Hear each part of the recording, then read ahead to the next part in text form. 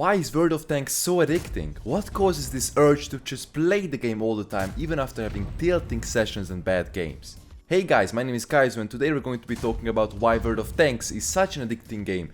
We're going to look into all the potential reasons. So let's straight jump into it.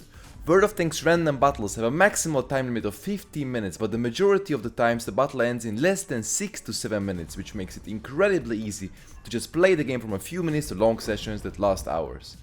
This kind of freedom of not having to commit to huge times already sets the scene how it stands out from the crowd of other popular online titles.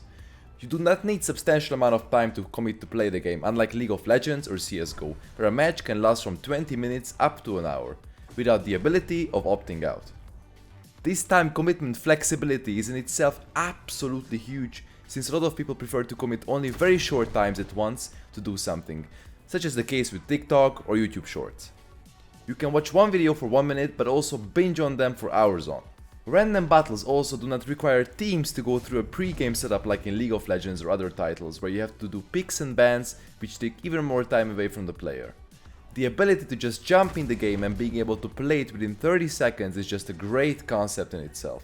Players also do not get emotionally attached to the last game where they lost 1-15. They do not really tilt after that game, since that game will be over in a very short amount of time, and the tank becomes available to play again in the garage. You might care a little bit in that moment about losing that particular game really hard, but 2 minutes later you're in the next battle, pumping out the damage, having completely forgotten what just happened, just like you never care. In other titles where the games are longer, such as League, CSGO, Overwatch, if the match that the player just played has been played for a long time and has been lost, that experience can be really tilting and can discourage them from playing again. But in World of Tanks, the player is just ready to hop into the next game, hoping it will be a better experience than the last one without tilting. In World of Tanks, the player also has much more tangible numbers to chase than in other titles, where one doesn't necessarily understand how ranking or achievable numbers work. In World of Tanks, everyone can see how much XP he or she needs to finish the grind and hop onto the next tank one in the line, and can also see how much more credits he needs to farm to be able to buy it. This simple fact provides huge motivation for one to just keep grinding without having a second thought of the sometimes unfriendly circumstances of the game itself. If someone is grinding a bad tank, they may be really motivated by that flashy, new, high tier tank that is their end target and will not stop until they are able to get it. Once again, the time management aspect works in this regard too. The player is engaged enough and has the freedom of choice whether to stop now or in an hour. For stat chasers, it is also evidently easier to see those tangible numbers in their profile, such as DPG, win rate or gun marks. Gun marks are also a very addicting factor of the game. Who doesn't like showing off to their friends or to complete strangers in randoms?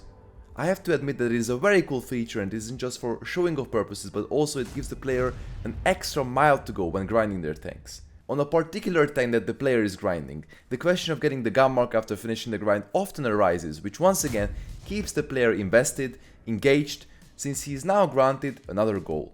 Now, in my opinion, the main addicting asset is the fact that good games, which can be high damage, high spotting damage, or just huge farm fiestas, provide gigantic amounts of the feel-good hormone dopamine. These games are not that frequent for the average player, since many games are often lost very fast, are one-sided, or are just average. The chase of these successful games becomes the main goal of the player, since even after 10 bad battles, there is a chance for the next match to be the one. This is due to the game's very own randomness in terms of maps, sides, RNG, teams, and battle outcomes.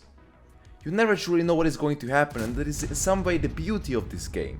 This creates endless possibilities and outcomes and amplifies the willingness of one to keep themselves invested into the game, chasing those super nice battles and high damage counts. This also suppresses the tilting factor of a bad game, since once again, the next battle could be a huge game, so why would you give up and stop playing? Do you also feel just straight up superior when you're playing your tier 10 heavy or top tier and are placed into a match full of juicy Tiger 2s and T32s? Everybody loves those farming scenarios where things get really easy and straightforward, and even though these matches are quite rare nowadays, we just keep chasing them like a playful cat. This can also be turned around for lower tier tanks being placed into high tier matches where one just owns the enemy team even though he's massively handicapped as a low tier. For unicorns and better players in particular, the feeling of just outplaying others while dealing massive amounts of damage or carrying games also grant this superiority feeling and is kind of like a drug to their brains, such as in the case of chasing gun marks or high DPGs. Think about this.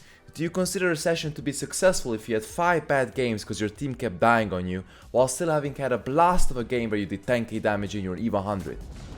Every match is different, so you're going to chase that one game you did 10k and felt great. This is a typical cycle of gambling, or the maybe it's going to be the next one mentality. On top of this, we all like big numbers, especially on our paychecks or in our pants. But jokes aside, in World of Tanks you have high numbers flying all the time, be it dealing damage, spotting others, or bouncing shots. There's a reason people like playing TDs such as the Jagdpanzer E100 or the FE 4005. They have more than 1000 alpha damage and huge penetrations respectively, which makes them pure joy to play. Since the mind is so simple, we get happy when we see that we just penned that bastard chieftain for 2000 damage with our FE TD. It is such a simple concept, yet it works out so well and keeps us invested. People also like playing TDs, since the amount of unlikely penetrations is artificially increased, since the average penetration values of these tanks are just higher than the rest. People that are lazy do not need to invest any kind of time or effort, they can just sit on the spawn of most maps and snipe others. Such is the case with Ardy. It is such effortless gameplay. This dumbed down playstyle also caters to the enjoyment of not so good players that have tried to learn the game more in depth but failed, or the ones that are just lazy to learn and just wanna play a couple of rounds casually after having cracked open a cold one after work. They click people and see numbers, and they also know that they annoy people, and while this might sound a bit weird, sometimes people like annoying others and find joy in it, hence they keep doing it.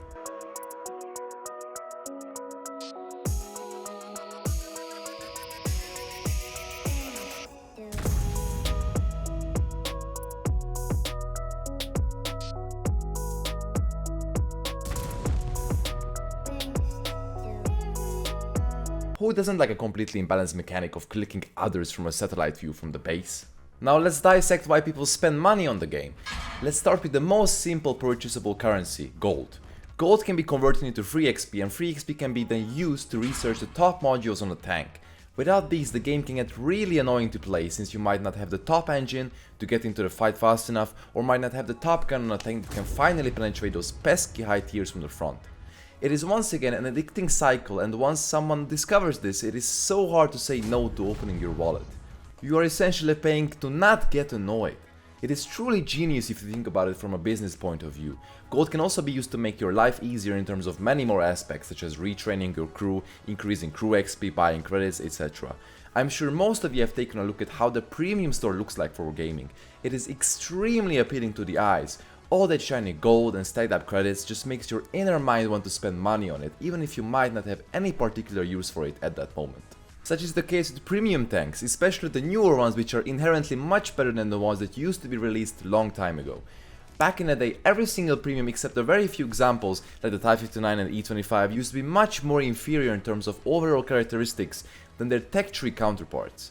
The new sales trend for Wargaming has been the promotion of new premium tanks that all can be found on the spectrum of being quite good to being completely broken. This fact obviously promotes the sale of these tanks, since on top of being extraordinary, they also farm tons of credits. People are just hungry for new content all the time, and new tier premium tanks are the perfect candidates to fill these two roles of having something new in the game, along with them being extremely good money making products. People just love buying new stuff, and there is normally nothing wrong with that. Problems start to arise when the game has been on the downtrend for quite a while in terms of high tier enjoyability, yet people still keep spending the same amount of money, therefore keeping Wargaming satisfied with the revenue of their product. But I talked about this enough in my 2 other videos I specifically made on this topic. Just like in any other MMO game, people that quit World of Tanks some time ago also come back to check on the game's progress since they have left, simply because they all have the feel-good memories that the game gave them once in the past. Therefore, there is a constant influx of new players and returning ones that are affected by all these addicting reasons that I've outlined in this video. To conclude all this, the game is an outstanding example on the market in terms of keeping players invested and engaged long enough, and is a masterpiece of generating revenue because of all these features that I mentioned that make the game addicting and keep people spending their money on it. Let me know in the comments if you think I have missed a certain aspect, and tell me your general opinion on this topic. This was Kajzoo, thank you for watching and take care of yourselves.